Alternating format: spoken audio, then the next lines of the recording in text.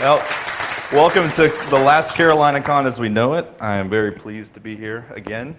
Love coming to CarolinaCon for a number of reasons, mainly to harass Vic. That's the best thing you could do with this. So, have you ever drank Bailey's from a shoe? Just a quick Pew study. Anybody ever drink Bailey's from a shoe? We got one, we got two. Well, we'll see what we can do about that. So, hi. Glad you're all here. Anybody ever heard of Who You Drink? Everybody not heard of You Drink? Okay, good. So basically, You Drink is this idea where you get to drink during a talk. And it's 2 o'clock. It's socially acceptable on the weekends, right? And in the spirit of old Greg, we have our sweet salted Bailey's. Creamy. It's creamy. And I did buy some shoes. I got some all-white FUBUs and some Baileys. So essentially, there's a lot of things going on here. You Drink's a thing that I like to do in talks. Normally, I have Squeak handle the delivery of drinks for me, and unfortunately, she and Quiet Right weren't able to make it this year, and I'm not going to replace Squeak. So basically, the rules for You Drink are threefold. If you want to drink, you have to be 21. Has to be Bailey's. You got to drink it out of a shoe. So if you'd like some, spare game. Anytime, no prompting, by all means. Oh, we have our first taker. I want to go first. Yeah, by all means. Well, there's two shoes. So we're having old Greg communion. So just come as the Spirit leads. You know the drill. So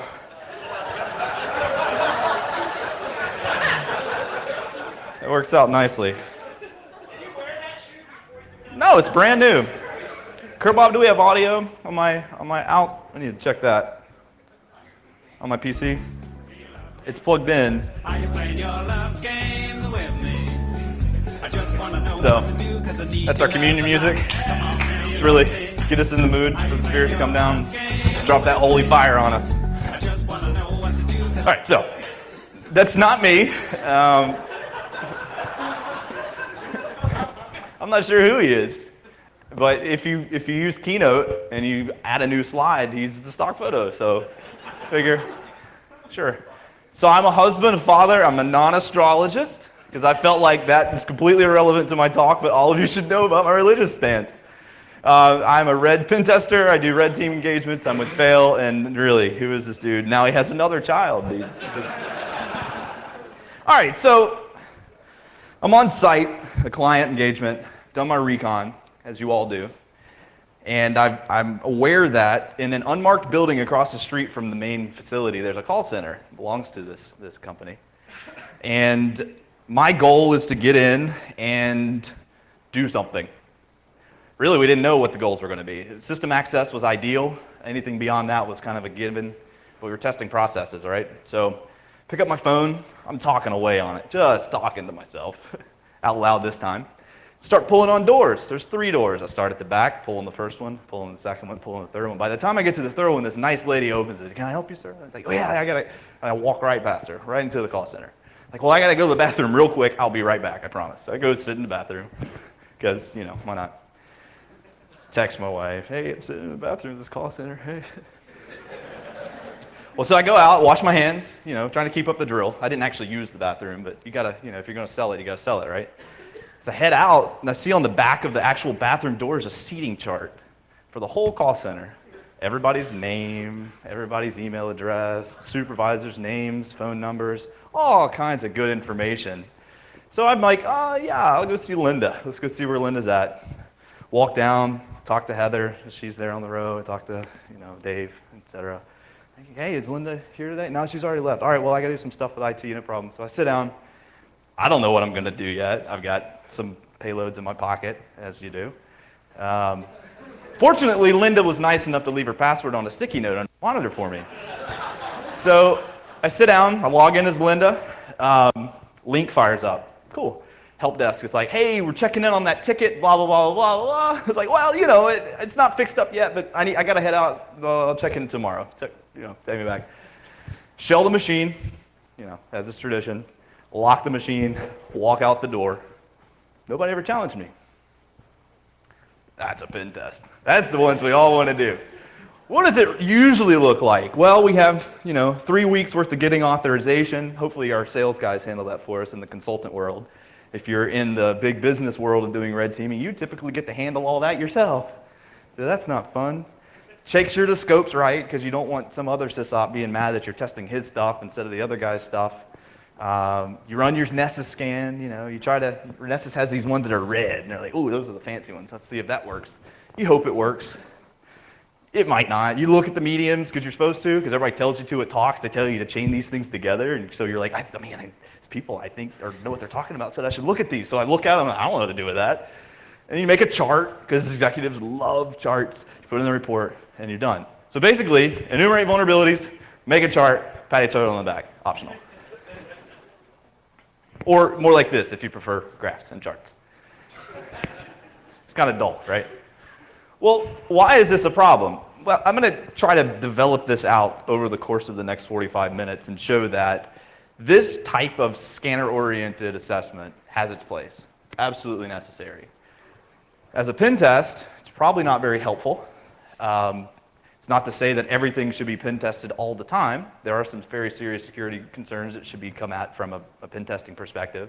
I think a lot of times what we call pen tests ends up actually being just a vuln scan and write a chart, because we've got to have our charts, because that's what we get paid. What I want to push us more towards is a model of pen testing and a model of adversarial modeling that looks a little bit more like this. Whereas the first one is pretty heavy on these two chunks, we'll actually start to level this out. The exploitation phase therein ends up being actually quite small. So we're not just throwing a bunch of crap at it. We already figured out where we want to go in. It may not have anything to do with what the vulnerability scanner says. Turns out we can disagree with the vulnerability scanner. I don't know if you knew that. Sometimes you have to justify it to management in funny ways because they think that their Qualys deployment is the best thing under heaven. But when you can start taking over things that Qualys didn't find, then they start to listen. But all of that happens in these sort of perspectives. All of these things go towards this analysis, get in, and then you spend a lot of time doing this stuff. Why? Because that's how attackers do it. We're not doing any good to a company if we go in, run an SS scan, pitch out the stuff. We've all heard that, right? We've all heard this, and that's kind of the more of the same in what I'm saying here. To back that up some more, we have our charts. We need our charts, but if you can show business impact through what you've gotten hold of, that's obviously way more valuable. That guy again. So why do we do this? I think there are actually a couple of problems and a couple of ways we can look to solve that. But essentially, we've gotten really good at enumerating vulnerabilities. At least we think we've gotten really good at enumerating vulnerabilities. We think our scanners are really good at it. We think what our scanners tell us are going to tell us everything that we need to look at. And as such, we tend to rely on that. And if we don't have any high findings, well then, okay, we're okay. We're going to be at least mostly okay. Some orgs, they only deal with the high findings. Find a medium in a vuln scan? Well, maybe not deal with that. If it's a high finding, sure, we'll go that route.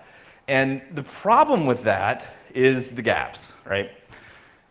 If you only go off of what your scanner tells you, you're not going to see things that a scanner is going to tell you, or not going to tell you. One of the favorite ways I like to demonstrate this is Lauren Gaffey with TrustWaves written an amazing tool in Python, Responder.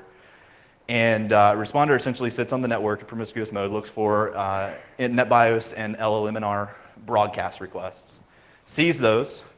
All of our CCNA guys, what happens if it's a broadcast request? Who can reply to broadcast requests? Everybody. So you do. And you say, yeah, that's me. Well, Windows is nice enough that if it connects to that listening host, it says, hey, that's me, and it issues a challenge, well, Windows is like, well, yeah, here you go. I'll try to log into that. No problem. So you get a hash, right? Cool thing. No scanner is ever going to check that. Not that I've seen yet. Do you have a way to tune a scanner to see broadcast NetBIOS requests? Cool. I know ways of shutting it down, but there's going to be some gaps there. And this is just an example of ways that things are going to happen. Back in our call center example, what Qualys deployment is going to keep me from walking into a call center and sitting down at the computer, stealing a lady's password off a Post-it note and sitting down and doing things? Nothing. So don't think they're the end all. Here's another one. So another client site, they're This one's a little bit trickier. They're using basically the best current RFID systems you can buy. They're encrypted cards. They're clonable, but the way they try to combat the clonability of them is to deal with two-factor things. So when you badge in, your picture will pop up on a screen. So you're outside the door. There's a little pedestal with a reader. Badge in, it beeps. If you're valid, the door opens. Security guard sitting inside the door sees your picture pop up on the monitor, checks you in the face, and says, okay, you're good. Each person that comes in. Scenario I'm up against. My goal, get into the building, bypass NAC, pop some machines, walk out, don't get caught. Last one most important. Everybody watch Dexter? Rule 1, rule 2? Same for red teaming. That's how you deal with a letter of indemnification. Just don't get caught in the first place. So I figure out, doing my recon, I'm sitting in the parking lot one morning, and I'm like, cloning a badge is not going to help me much.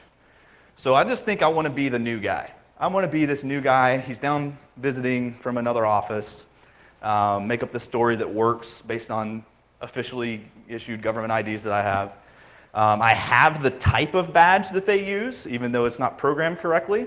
Fun thing about most badge systems, if you have the badge that they use and swipe it, it'll beep regardless of whether or not it's valid. So if you're walking in with a whole stream of people, there's some pretty decent rapport you can build immediately just by being in a line of people beeping a card. They don't pay second attention to you. So I get in line, we all walk in behind this guy, he holds the door for me, it's real nice of him. Finally get through, I get about 3 steps past the security guard and she stops me. Sir, I need to see your badge. Oh boy, it's hanging here on my belt. Ironically, the company that I used has some red in their logo, so I had a fake badge and I'd actually taken my Lego club card and flipped it over, stuck that in the badge too. So it had, from a distance, it had some red in it, and make them assume it's right. We're just trying to make it believable enough. I hold it up, and she's like, "Why don't you have a card with your picture on it?" I looked at her, and said, "I haven't gotten one of those yet." True enough, right?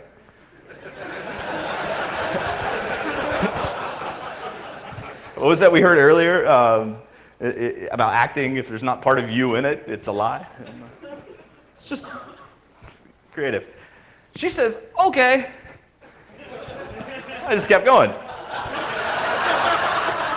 Right? So I'm in. That's step 1. Thanks. Yeah, that was spooky. As we're going to get to, I got a little nervous. I had to do one of these things. I get a little worked up. I can keep the composure down. I'm good, but on the inside, I'm just turmoil. So again, I go to the bathroom. Recurring theme here. Actually used it this time. Because man, that tore up my stomach. But so I sit down, hang out in the bathroom for a little while, and there's a couple of reasons I do that. One is to calm myself down. The other is, if you come out of a bathroom, you're supposed to be there, right?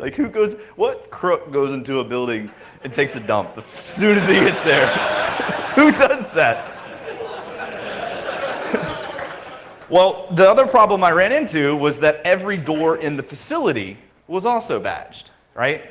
Well, Melvin gave a good talk on, how to think about electrical engineering and approaches to, maglock systems. And, there may have been some vulnerabilities in that system, but I couldn't very well climb up on a ladder and start unscrewing things and deal with it, right?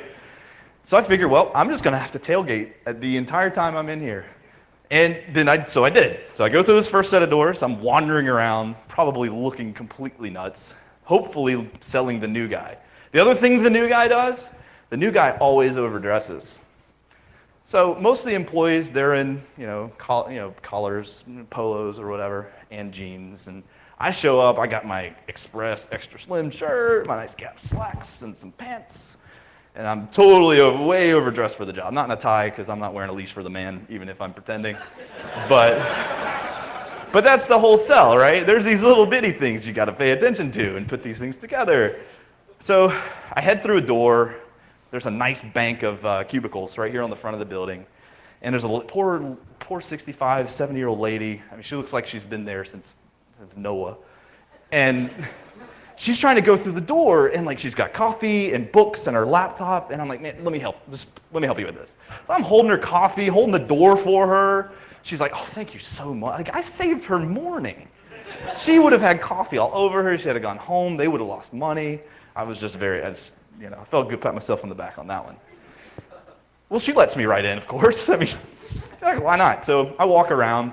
I find a cube that the phone appears to be forwarded. So I'm like, oh, okay, that's fine. I'll just sit down here. The NAC I was supposed to bypass, there wasn't any.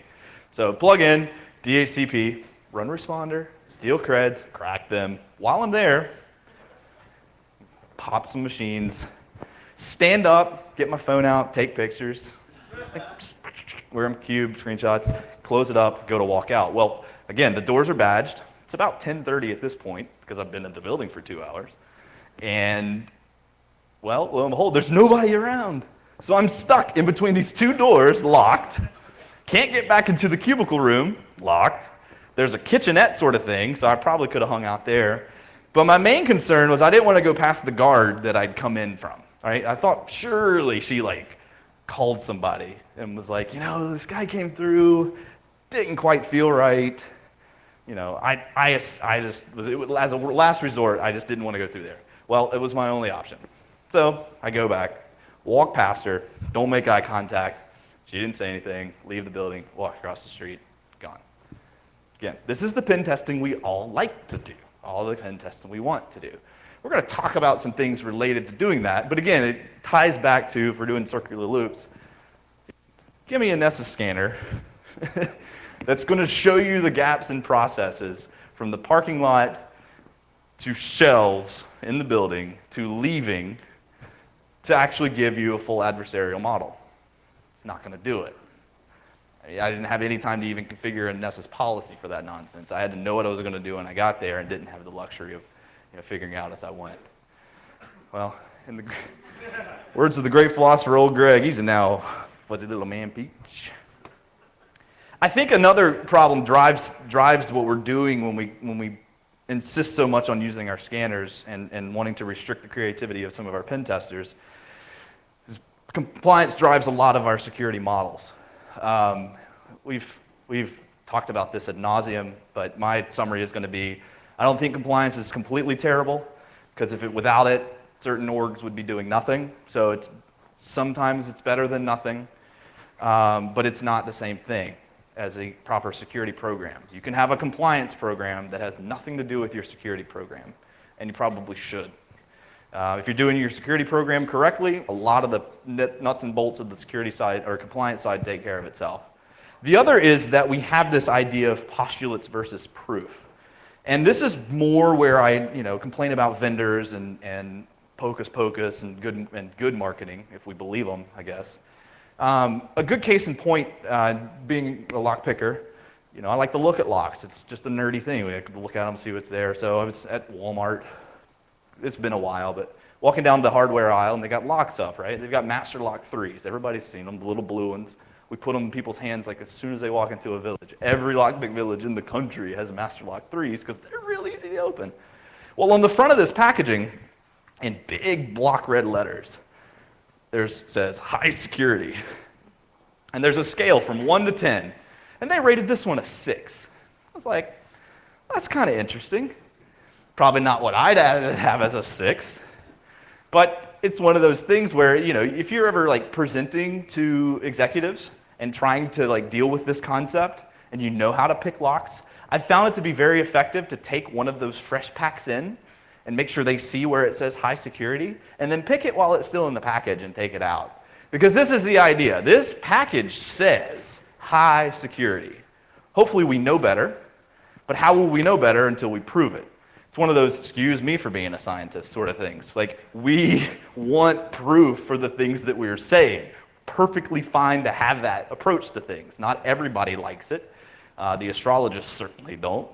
But, you can say a lot of things, but what you can actually prove is a whole different ballgame.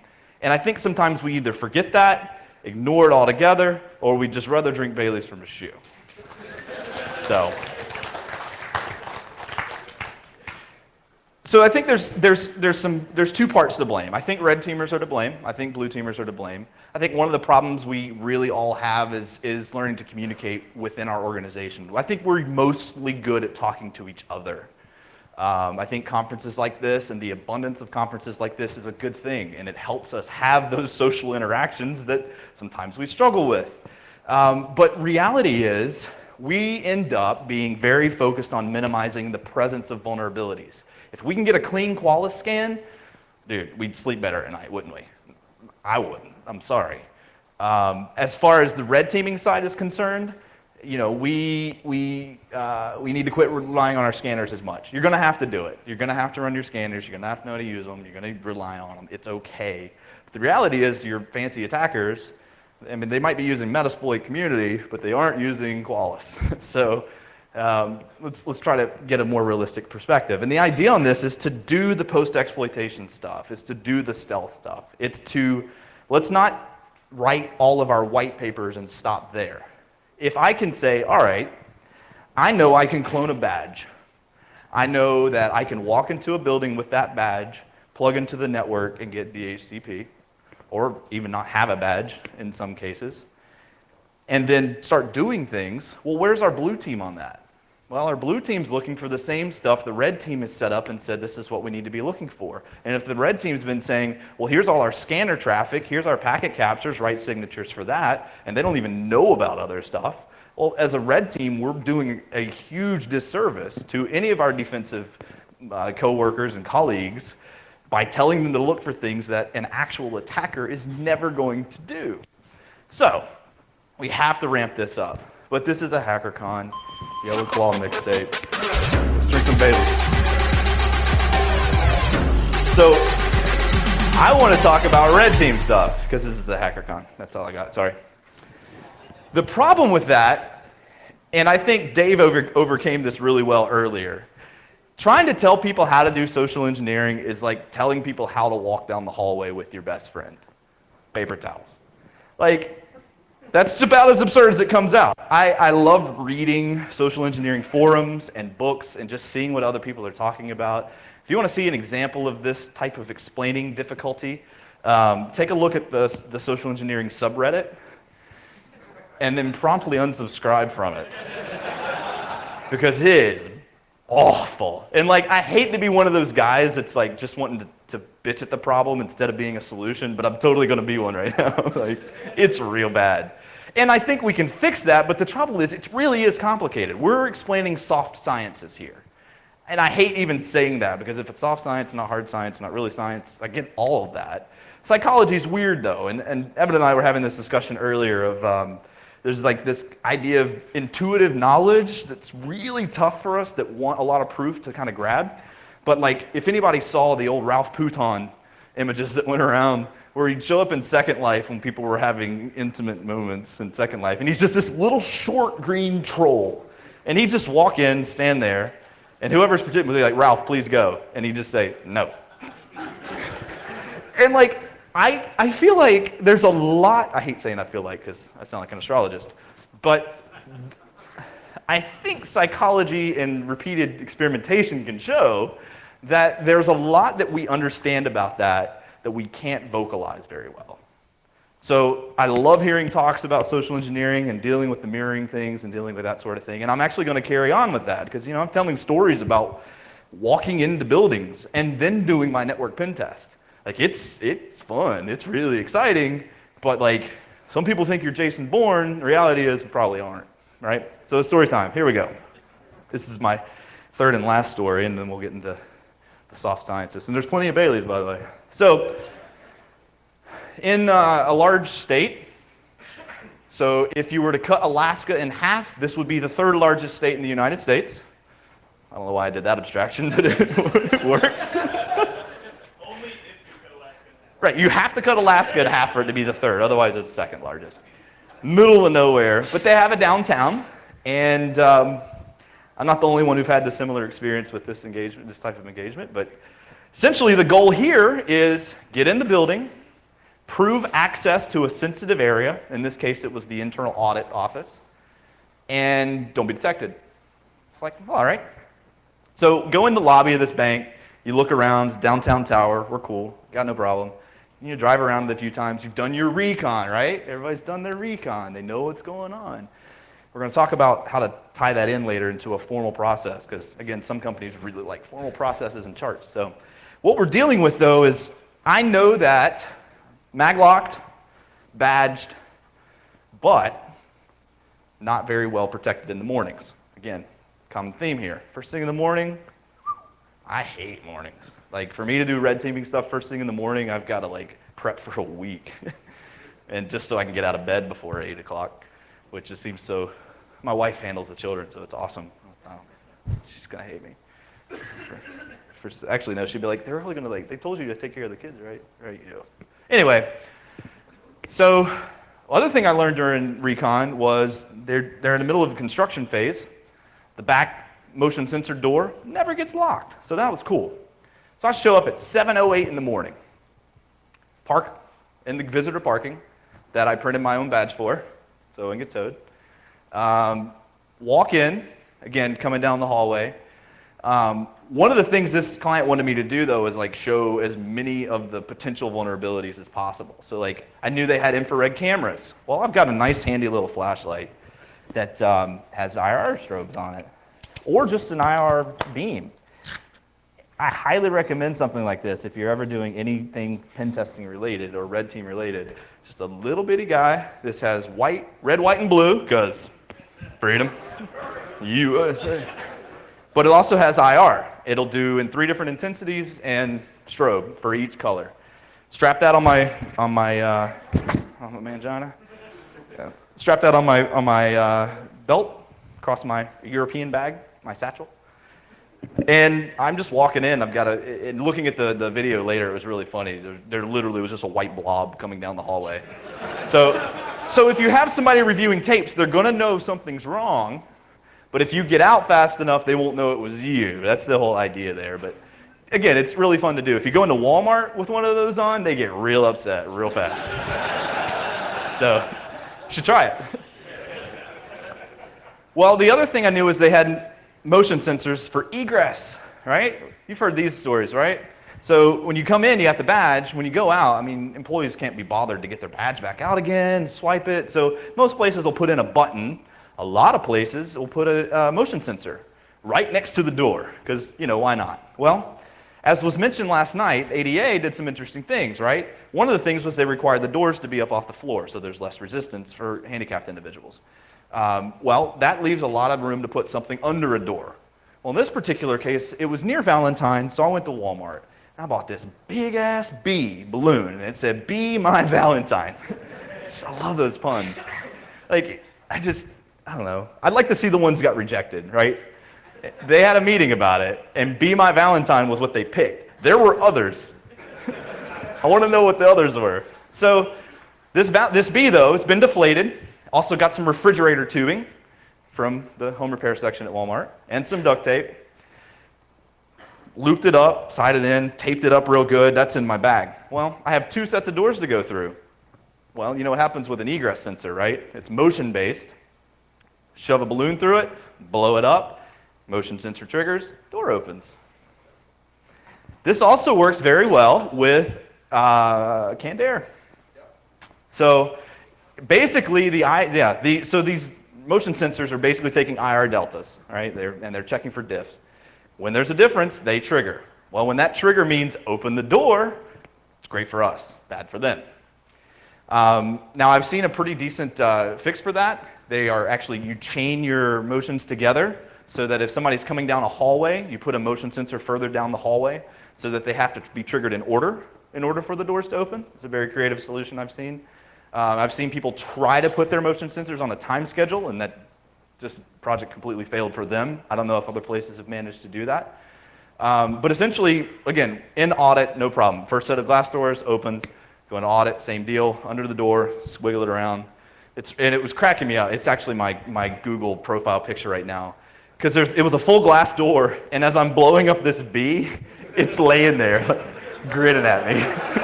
It's just got this big shit-eating grin from under the door, through the glass, looking back at me. It was a spiritual experience, I'm going to tell you. There's no cameras up there. Second floor, you're good. I went in the back, I went in the employee entrance, and yeah, no problem. And nobody was there yet. 7 o'clock in the morning, man. You show up to work at 7? Good for you. I don't know. I know one person I work with that I wouldn't be able to do that to because he gets there at 5. He leaves at 3, but he's there at 5, Daryl. So, guy. So I'm in, right? I'm in audit. Again, I didn't have to do anything there, but based on the testing I'd already done in that facility, again, I could have plugged in a sleeper, gotten DHCP, done things. Again, real attack stuff, right? These people pay huge bucks for outsourced security monitoring. And they want to put, hips and HIDs and stuff only on their servers for some reason. But it's like, there's just all this stuff, right? They got their network stuff taken care of. And yet, somebody can still just walk into a building. An attacker can still just walk into a building. Well, let's talk about how to do that. Again, Red Team Talk, HackerCon, we're going to talk about controlling yourself. And this is where this ties somewhat into the previous social engineering aspect. But instead of dealing with other people, there's a lot, I think, that gets missed in dealing with yourself while dealing with other people. And a lot of times, well, we'll get to that. So we think of Jason Bourne. Jason Bourne, to me, comes up primo as a situational awareness guy. You remember he's sitting in the Greasy Spoon restaurant with, what's-her-face, and he's telling her, like, all these weird things he understands from his environment. And she's like, well, yeah, I mean, whatever, it's no big deal. And then he like lists off these things about where to find a gun, how far he can run at full pace before his hands start to shake, whether or not the dude sitting at the counter can actually fight or not. Like, he's like, why do I know this? It's freaking me out, man. I got a bank account in my leg. Oh my goodness, what is going on? But the concept that he's distributing there is called situational awareness. He understands what's going on around him to obscene detail. And we're probably never going to have that capacity, A, because that's fiction, and B, because it's not really necessary. But the concept is strong, I think. The problem is we're more Mozzie most of the time than we are Neil. I'm real sorry. Evan is Neil. That's about all we got going for us. So, how do we do this? Well, not with... I know, right? Who gives him kids? Someone throw some acronyms at you, and this will be where we spend the rest of our time. And if you have any questions or would like some Baileys, feel free to interject. So we're going to deal with awareness, options, and execution. These are like 3 components. You can stage this out. These are not like the Word of God because I pulled them out of my ass a week ago and I wrote this. So we're dealing with situational and self-awareness. We're dealing with options. The concept there is going to be more is better, aka what can I do? Finish it. Yeah. Yeah.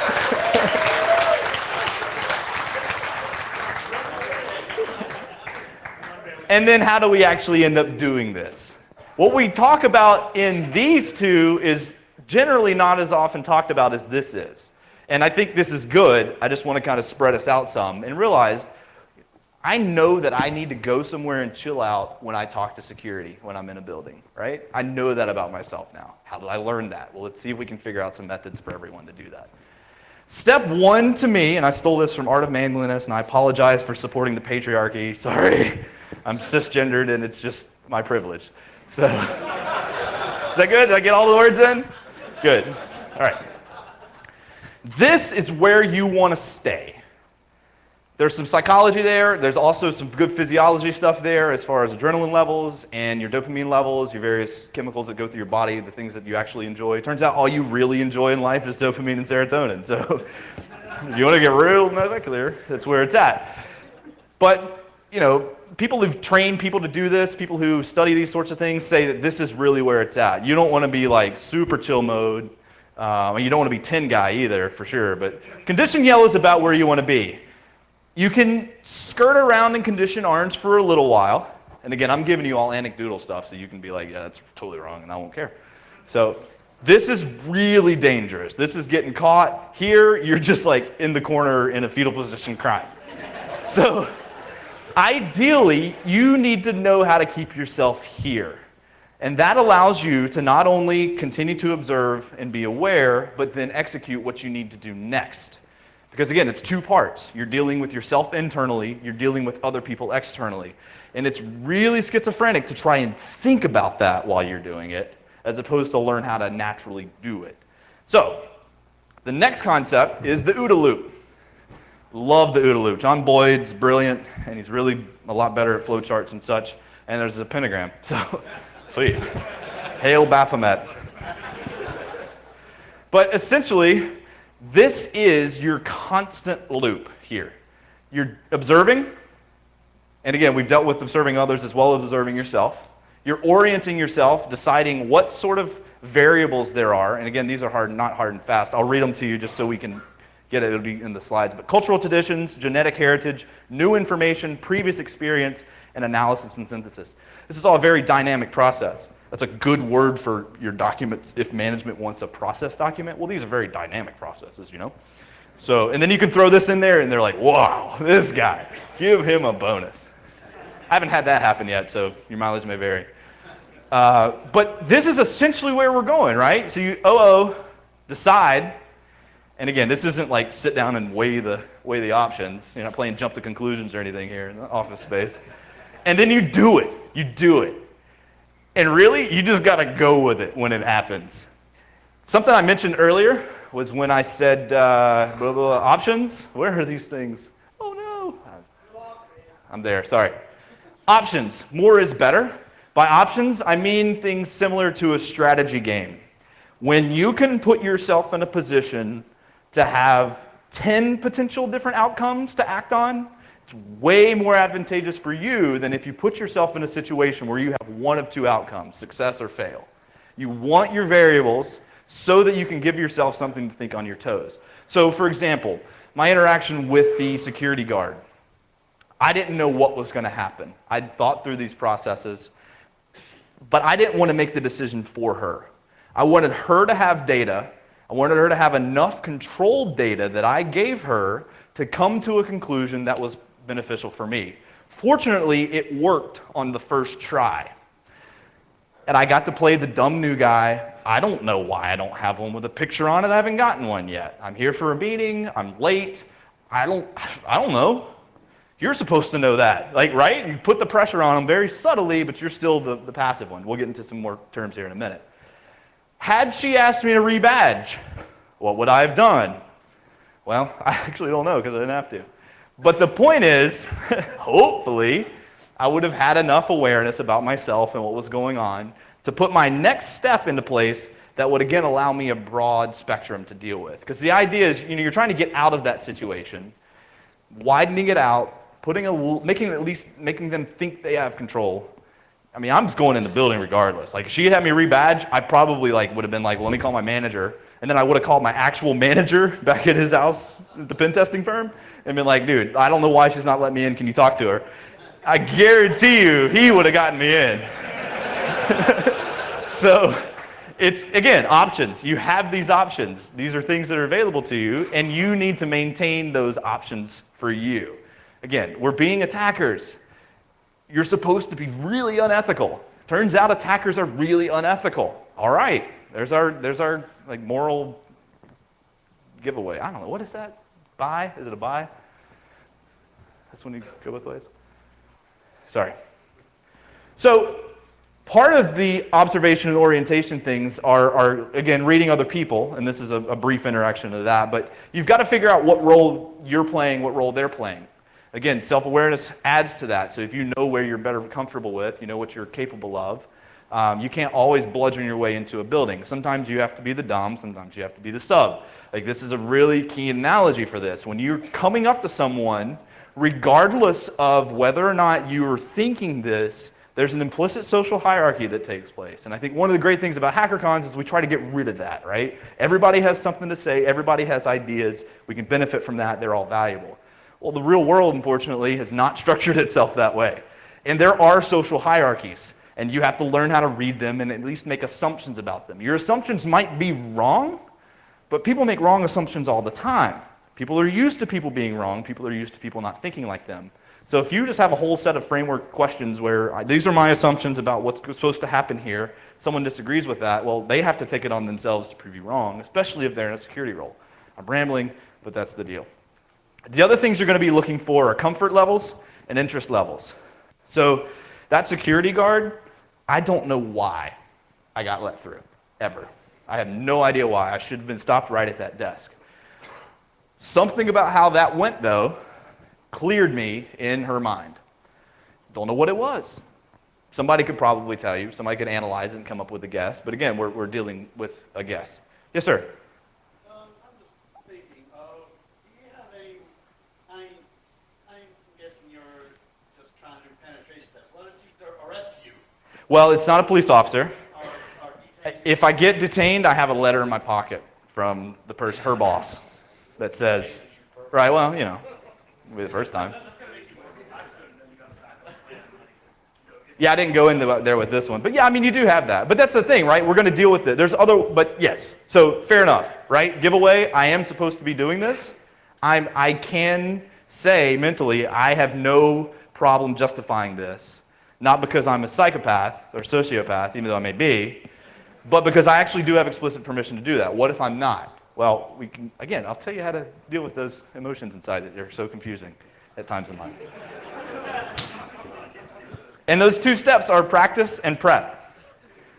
So you don't want to go on site and suddenly try to Jason Bourne your way out of situational awareness. You can't make your head an owl and look around, obviously, stand in the room and spin in circles to observe.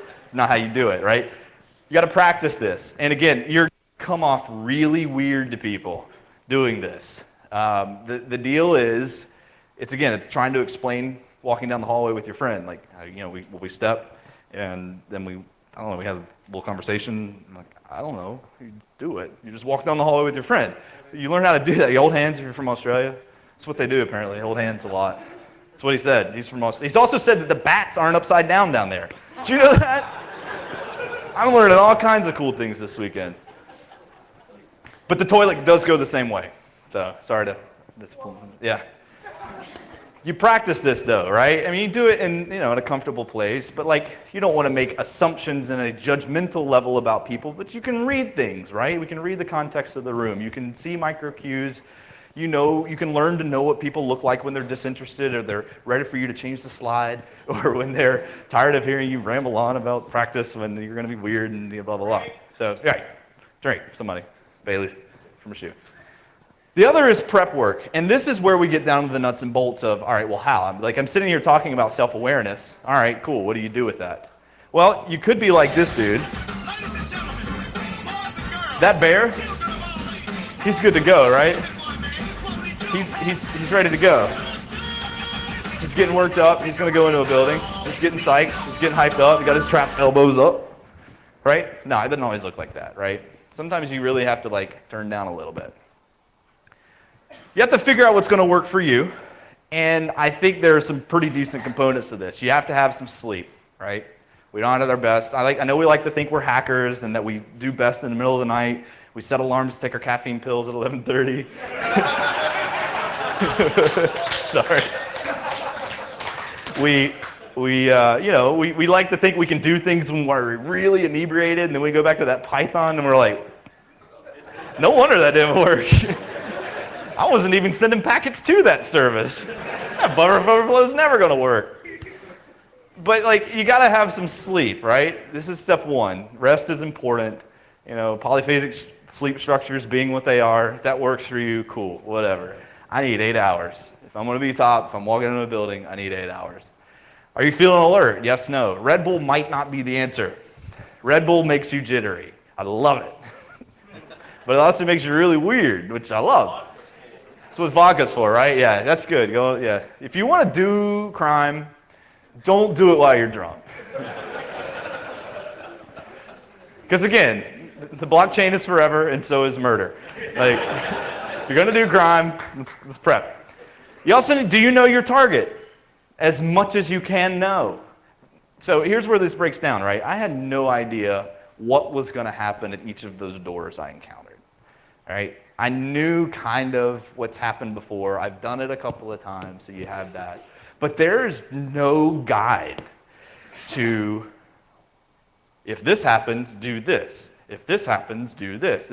It's not a hard and fast logic circuit. And it's problematic because we want to have these systems, we want to have these frameworks built out, and a lot of times it's intuitive knowledge. It's the thing about Ralph Pouton that's funny that we just can't really write a good Wikipedia page for. Like even the Encyclopedia Dramatica page doesn't really explain it, but it's hilarious too. And like, it's just this concept of we get things culturally, we get things as, you know, where we are in this point in time in history, and there's just so much dynamic aspect that, you know, it's really tough to do. So the ideal result is, you know, you wreck your client or the place you're robbing, whatever. Do illegal things. It's fine. So I'm telling you stories, right? Does this mean every pen test needs to be a full scope red team engagement? No. All right, fine. Let's say yes. I actually don't think it does. I think these are highly specialized things. I think that you know, full adversarial modeling should not be done if you don't have a password policy. I mean, I hope that's obvious, but I've had clients that want like the full elite red team, and you go and start like checking their public-facing OWA and single-factor VPN, and turns out the guy who founded the company has a blank password. Huh. I don't want to break into your building. You're not ready for that. You're going to get broken into, especially if you sell weapons. But like, it's bad. Do you have to have a turtle? No, but it'd be nice. I could name him Anthony. It'd be all right. So what's my point? My point is we have to attack like attackers, because our bad guys, kangaroos, who, by the way, so kangaroos, if they get chased by a dog, they will run. They'll get the dog to commit real hard, and this is a good analogy for red teaming stuff. They'll get the dog to chase them, and what they'll do is they'll find like this small pond where there's like water in 3 feet or so, and they'll sit in there, and they'll wait for the dog to come in after them, and they'll grab them and drown them. Like, there's videos of this. They just hold them under until the bubbles stop. Like, so that chick got off easy. Like, she lived to tell that story. Like, man. But that kangaroo, man, otherwise, he's chill. You've seen the kangaroo bros, right? They just lay out there all jacked and just chill. They have some self-awareness. I don't know. Are they sentient? Oh, man, I hope they're less sentient than we are forever. Because, man. But the idea is we have to attack like attackers. And if we don't do that, pen testing is going to, you know, it's going to sound fun. It is fun. It's real fun. The problem is, in order to keep getting paid doing it, we have to actually benefit the company somehow. Again, back to that chart versus like actual gemstones, precious things. The funny quote around this that I stole from Chris Nickerson, who stole from Mike Tyson, is like the idea of like, we have all our plans, right? We have our BCPs, we have our security plans, we have this, that, and the other. According to the great philosopher Mike Tyson, everybody has a plan until they get punched in the face. And red teaming is punching yourself in the face. They sometimes put you in the hospital for that, and sometimes give you a raise. It just happens.